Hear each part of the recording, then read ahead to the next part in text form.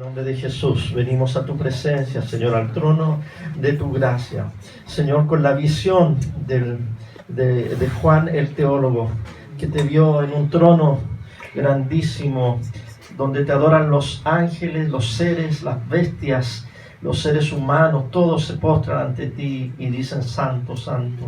Santo es el Señor Dios Todopoderoso, el que era, el que es y el que ha de venir. Señor, en ese gran grupo hay gente de toda raza, de toda tribu, de toda lengua, de toda nación. Y tú nos has llamado, Señor, a nosotros, no solo a amarte a ti, no solo a amar a los demás, sino también a servir al mundo. Y nos da mucha alegría que podemos, Señor, bendecir y enviar a Elizabeth a buscar gente de toda raza, pueblo, lengua y nación para que vengan a postrarse ante el trono de Dios y del Cordero. Gracias, Señor, porque tú la has llamado y le has puesto un llamado claro en su corazón. No les conocemos, no sabemos su idioma, sus costumbres, pero tú has preparado a tu sierva para ir hacia allá. Así que ahora, Padre, nosotros la apoyamos, la bendecimos y nos comprometemos a hacer ese vínculo de cariño, de amor, de oración, de intercesión. Señor, protégela. Como dice, Señor, la promesa de tu salmo, ese salmo maravilloso, que tú guardarás su salida y su entrada desde ahora y para siempre. Cuídala, Señor, de abuso, cuídala de violencia, cuídala, Señor, de enfermedades, cuídala, Señor, de todo dardo de fuego del maligno que quiera derribar la obra a la cual tú la has llamado. Que ella pueda, juntamente con nosotros y las iglesias que se asocian con ella, podamos levantar el escudo de la fe para poder derrotar todo dardo de fuego del maligno.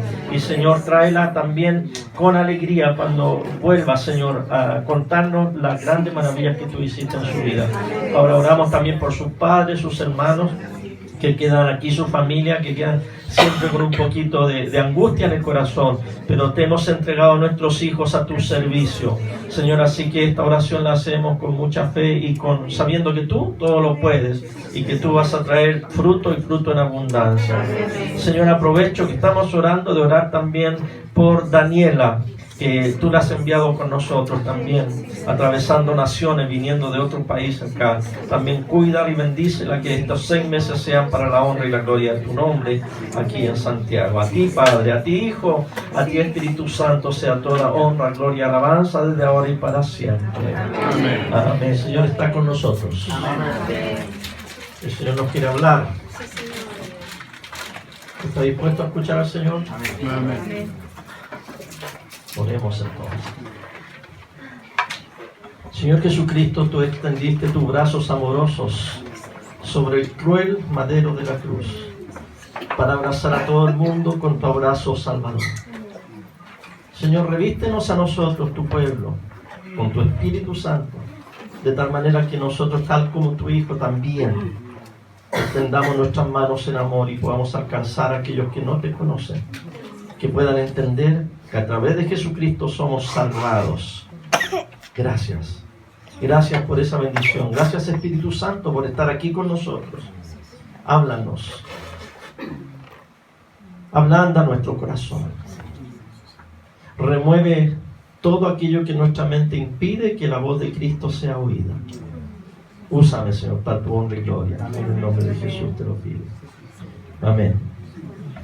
Vamos hoy a seguir con nuestra, que sería la sexta metáfora acerca de la salvación. Me estaba alegrando mucho en la alabanza, sobre todo cuando no toco, me alegro más todavía, porque me puedo concentrar en alabar al Señor. Vengo ante ti postrado, decía una alabanza. Con todo mi ser te quiero ver, tuyo soy, Señor. Mi vida pongo en tus manos. Dios de gracia, vengo en humildad, en tu presencia quiero estar. Y luego dice, clamé, me oíste, me viniste a rescatar. La primera metáfora que hablamos fue que fuimos encontrados, estábamos perdidos y Dios viene en Cristo a encontrarnos. Clamé como la oveja por allá en esos senderos escabrosos y en esos lugares oscuros de sombra de muerte. Clamó la oveja y el buen pastor le oyó, y me viniste a rescatar, contigo quiero estar. La segunda metáfora era, estábamos enfermos con esta enfermedad que se llama pecado, y Cristo vino a salvarnos, a sanarnos, porque dice que Él no vino a los justos y a los sanos, sino a los pecadores y a los enfermos. Luego hablamos de que, esa es la tercera. La cuarta, hablamos del chivo, no, del veneno mortal. La serpiente antigua nos mordió con un veneno mortal y Cristo vino con el antídoto. Esa serpiente que nos quiso matar, Cristo se levanta a él como una serpiente enrollada en un palo y desde la cruz nos salva y nos quita el veneno de la muerte, del pecado. Después hablamos del chivo expiatorio. Teníamos culpa, mucha culpa, la ponemos sobre Cristo y Cristo se la lleva y nos libera de la culpa. Y la semana pasada hablamos del Cordero de Dios. Hablamos de ese Cordero que fue sacrificado y cuya sangre se puso en los dinteles de la puerta del pueblo para decir: ustedes son mi posesión y yo estoy con ustedes. Y hoy nos toca la metáfora de la redención y el jubileo. Dos palabras bíblicas: redención y jubileo. El diccionario dice así, que lo que es redimir, porque han cambiado un poco los términos. Sobre todo en inglés se usa la palabra redimir como para cuando uno tiene un cupón. No sé si aquí lo usamos también, que uno redime el cupón y le dan dinero. O cuando uno tiene las botellas o las latas que hay que reciclar, en inglés dice que tiene un valor de redención. Redimir, hay que redimir la lata o la botella y le dan a uno algunos centavitos. El diccionario dice, primera acepción: redimir es rescatar o sacar de esclavitud al cautivo mediante precio. Segunda, comprar de nuevo algo que se había vendido, poseído o tenido por alguna razón o título. Tercera definición: dicho de quien cancela su derecho, de quien consigue la liberación. Cuarto, librar de una obligación o extinguirla. Quinto, poner término a algún vejamen, dolor, penuria u otra adversidad o molestia. Ahora, para nosotros, ¿qué significa redención para nosotros? ¿Qué significa? ¿Cobrar un cupón? ¿Canjear algo? ¿Qué queremos decir en la iglesia cuando decimos que Cristo nos redimió? O cuando decimos Jesús es nuestro redentor. Todas estas palabras tienen un trasfondo bíblico, es un lenguaje bíblico. Porque hablamos la semana pasada del éxodo de Israel, ¿se acuerdan? Cuando salieron de Egipto y las plagas. Deuteronomio 15:15 habla de este tema y Dios le dice a Israel: acuérdate de que fuiste esclavo en Egipto y que de allí el Señor tu Dios te rescató. La palabra original allí quiere decir te redimió, te dio libertad. Y de ahí en adelante Dios siempre usa esta metáfora de la redención. Por ejemplo, cuando Israel ya estaba en Canaán y vienen los filisteos constantemente a oprimirlos, y Dios cada vez que los liberaba los redimía de ese cautiverio. O cuando fueron llevados al cautiverio de Babilonia, cuando Dios los rescata, se usa la palabra fueron redimidos por Dios. Y así sigue la metáfora hasta que culmina en el ejemplo más grande que hoy estamos viendo, el de Jesucristo. Jesucristo culmina su obra salvadora redimiéndonos a nosotros de la esclavitud del pecado. Originalmente este asunto de la redención es bien entretenido, sobre todo a los que están endeudados. ¿Cuántos de ustedes tienen deudas? Hay 2 o 3 que son honestos y levantaron la mano. 8 dijeron amén.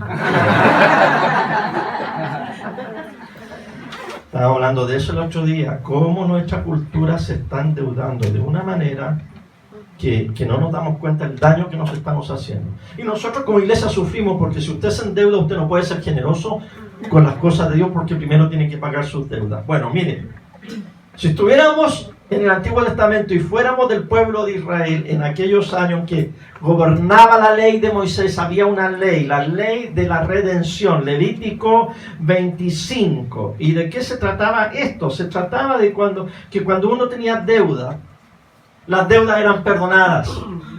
Qué bonito sería, ¿verdad? Eran perdonadas cada 50 años.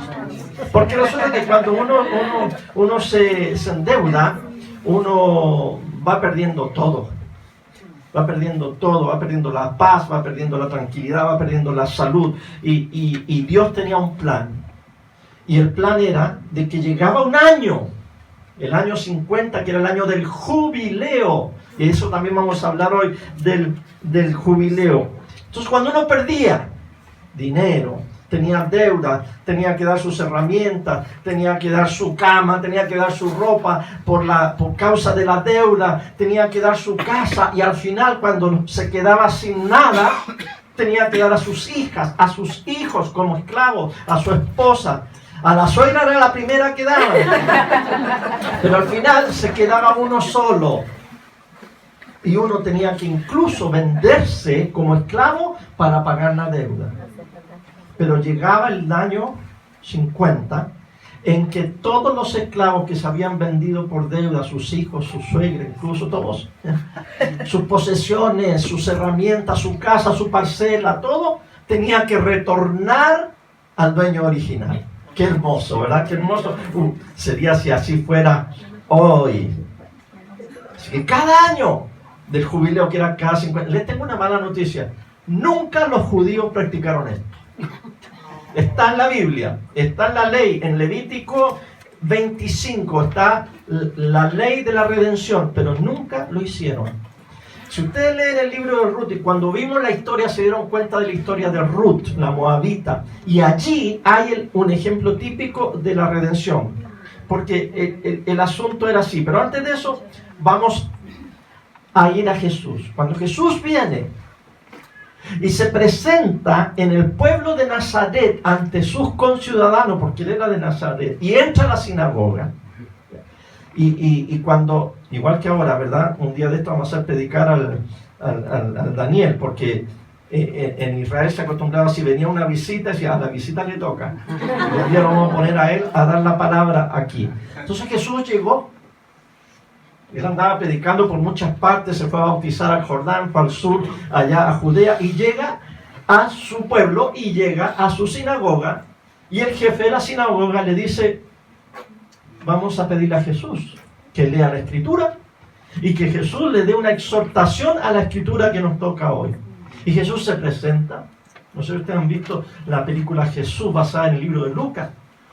Le pasan los rollos que están en una caja grande así, besan el rollo, lo ponen aquí, se ponen un velo sobre la cabeza y luego leen el rollo exactamente en el lugar donde correspondía. Y ese día que a Jesús le tocó leer, leyó este pasaje de Isaías 61.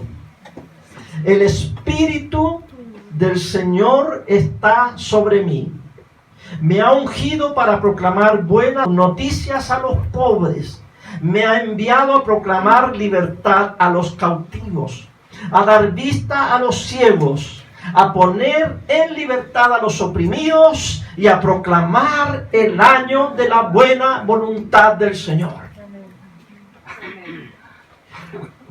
Si yo le digo a Daniel, Daniel, te toca predicar un día que venga de Pucón para acá, Daniel va a buscar un pasaje a la pinta de él, el que le salga mejor, el sermón que le ha causado más éxito en su vida de líder, y lo va a predicar. Pero en este caso Jesús no buscó el pasaje que a él le convenía, sino que Dios tenía en su plan todo acordado para que ese día que llegara, porque Dios es así, Dios tiene todo listo, encadenadito, y uno se sorprende, pero se sorprende. ¿De qué nos sorprendemos si Dios es así? Con nosotros no hay coincidencia, con nosotros hay diosidencias.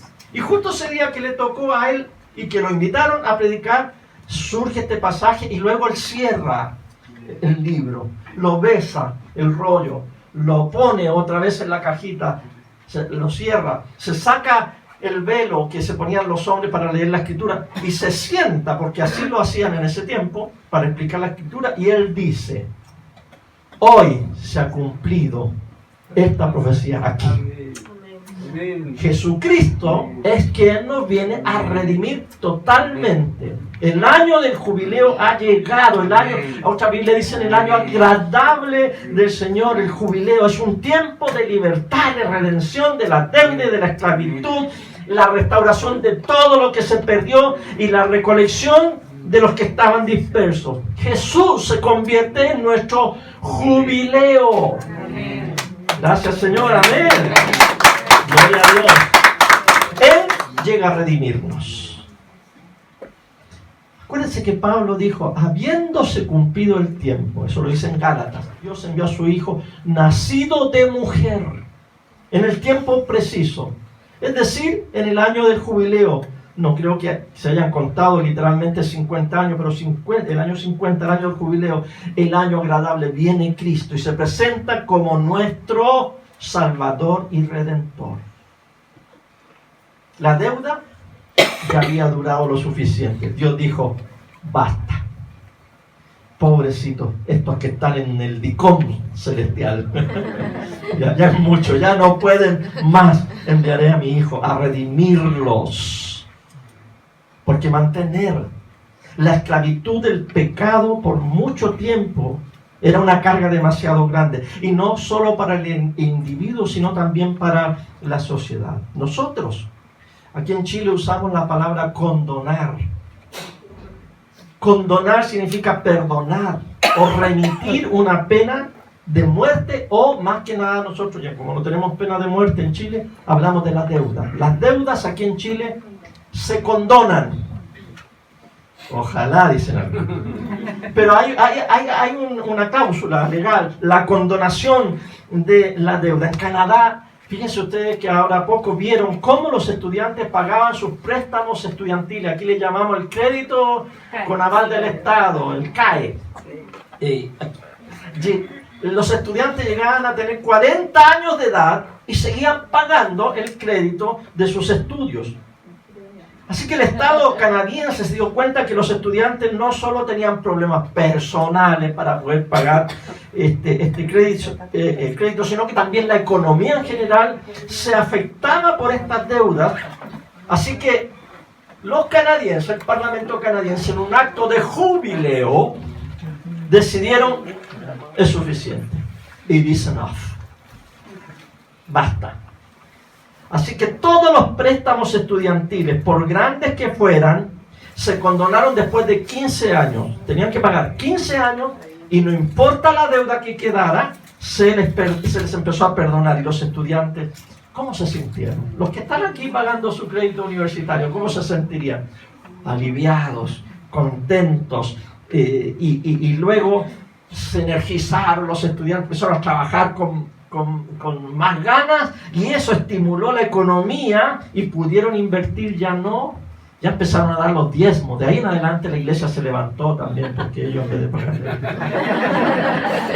se benefició la iglesia y se estimuló la economía canadiense. Más o menos eso significa la metáfora de que Cristo, nuestro Redentor, nos redime y nos da un jubileo, una condonación de las deudas, porque Él viene a pagar.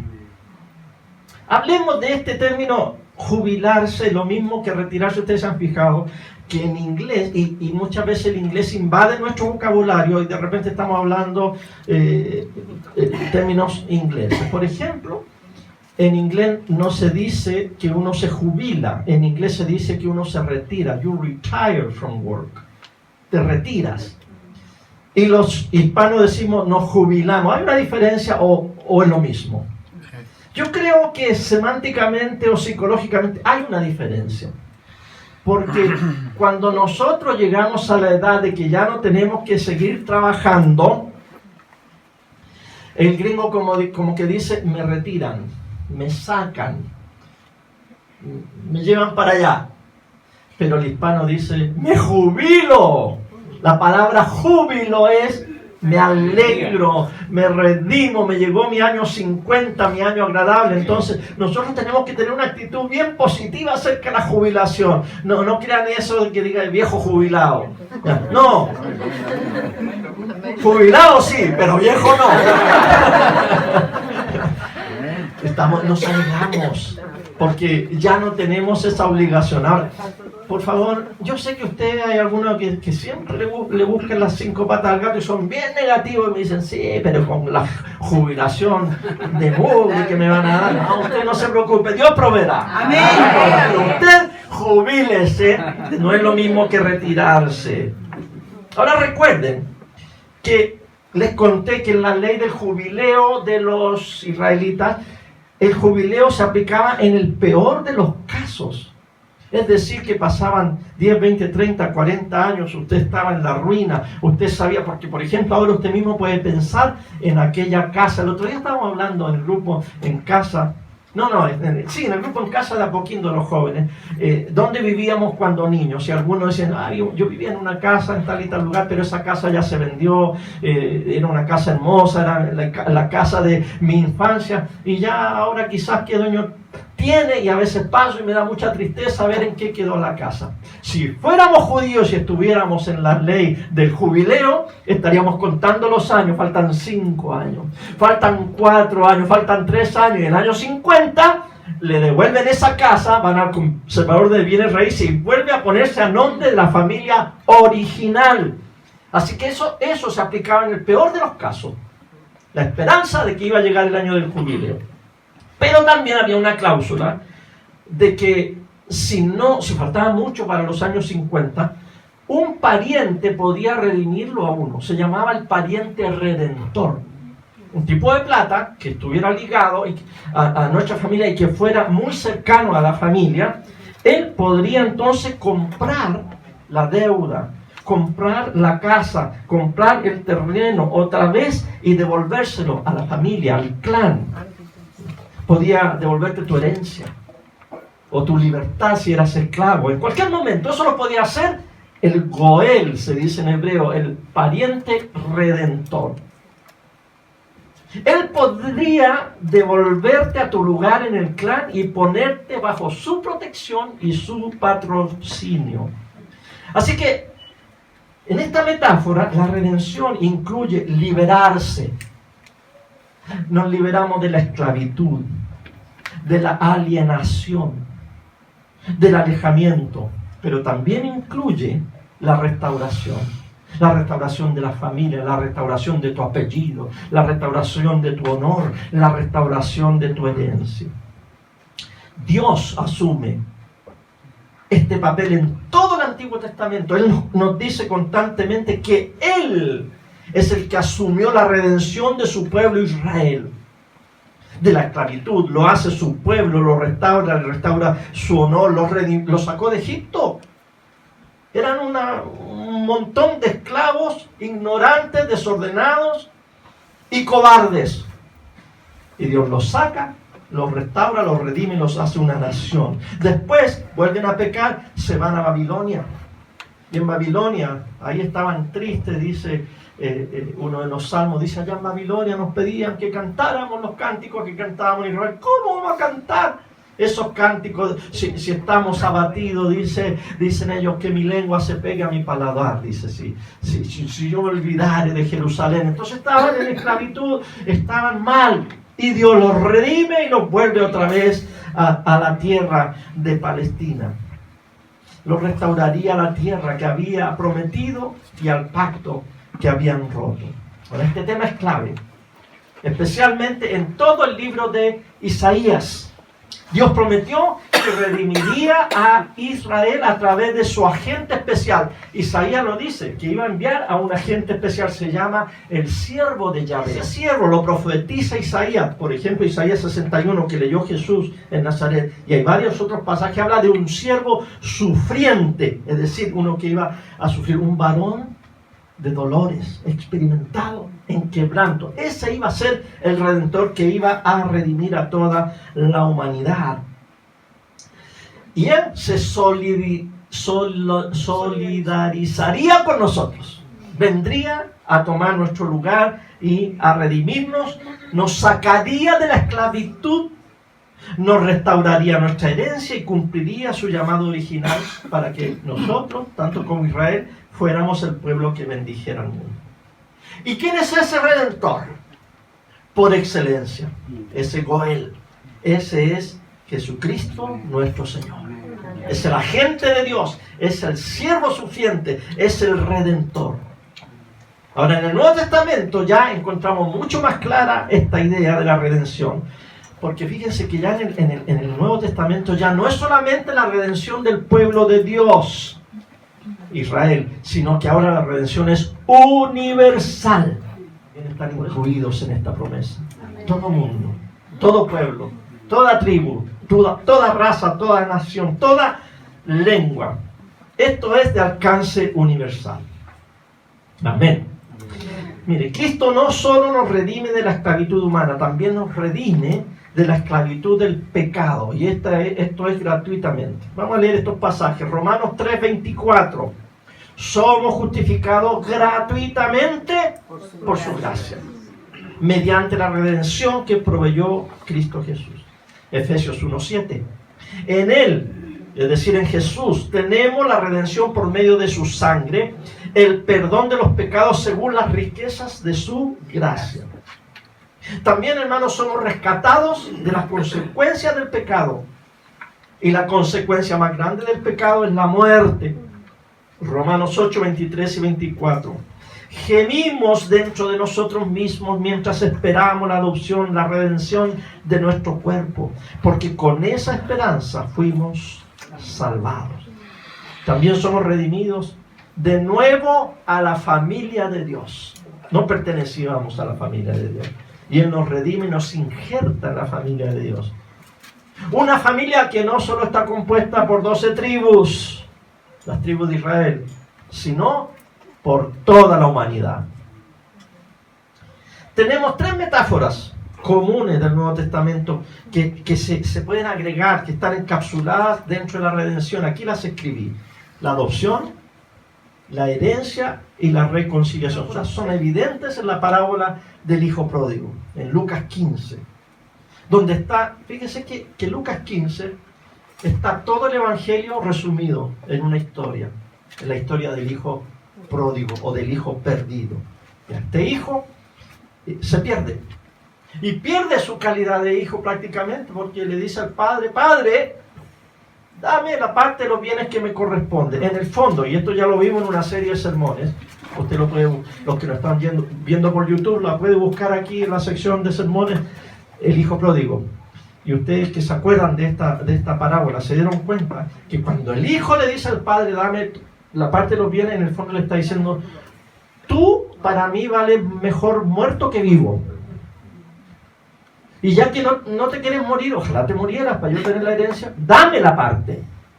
En el fondo, desprecia a su padre, corta su relación con el padre. Aquí ya no es el padre que le dice: hijo, tú ya no vives para mí, tú ya no existes, porque hay algunos padres que dicen así. Aquí es al revés, aquí el hijo le dice al padre: ya, tú no eres mi padre, dame nomás la plata, lo único que vale es la plata, nada más. Entonces el hijo, al irse, pierde y corta su calidad de hijo, corta con la familia. Sin embargo, cuando se arrepiente y vuelve, el padre lo adopta otra vez a la familia, lo restaura a la familia. Segundo, la herencia. ¿Qué hizo con esta herencia el hijo? La despilfarró, la gastó, no tenía nada, no merecía absolutamente nada. Sin embargo, el padre lo retorna a la familia y lo hace otra vez coheredero. Y por último, la reconciliación. El hijo que se había ido enojado, molesto, muy progresista, muy moderno, él no quería las tradiciones, ni las leyes, ni las formas de su familia, y se fue a un país extranjero. Y luego entonces él viene y hay una reconciliación que tiene una celebración muy bonita, una fiesta. Ahora, una sorpresa más: la redención no es solo para nosotros o para lo que hemos perdido. Dios, como en esta parábola, Él también experimenta la redención. Dios también experimenta la redención. Escúchenme. A través de Cristo nos redime de nuevo para sí mismo. Era algo que Él había perdido, pero a través de Cristo Dios también experimenta la redención. Se beneficia a Él. Éramos su propia posesión. Nos perdimos por un tiempo y Él nos ha vuelto a comprar. A los niños en la escuela dominical nos contaban esta historia de un niño que le regalaron un barquito muy bonito de Navidad, y un día llovió ¿Ustedes recuerdan lo que es lluvia? Es cuando cae el agua del cielo. ¿Saben cuándo que no llueve? Bueno, llovió mucho y las calles se inundaron y el niño sacó su barquito y lo llevaba entonces por la calle y de repente era tanta el agua que el barquito se fue y él corrió y el barquito se perdió. Nunca más lo vio. Un día pasó enfrente de la juguetería y ve que su barquito estaba en la vitrina. Entonces el niño se alegra mucho, va, le pide dinero a su papá y va a la juguetería y compra ese barquito que era el de él, sabía que era el de él. Y lo lleva y lo abraza al barquito y le dice: barquito, tú eres doblemente mío. Uno, porque eras mío originalmente, yo te hice, y segundo, porque te compré. Nosotros somos así. Dios nos hizo conforme a su imagen y semejanza. Pero nosotros, como barcos porfiados, nos fuimos contra pelo de su voluntad, nos fuimos por estos caminos, por estas avenidas de agua, por estos vendavales, y nos fuimos y nos perdimos.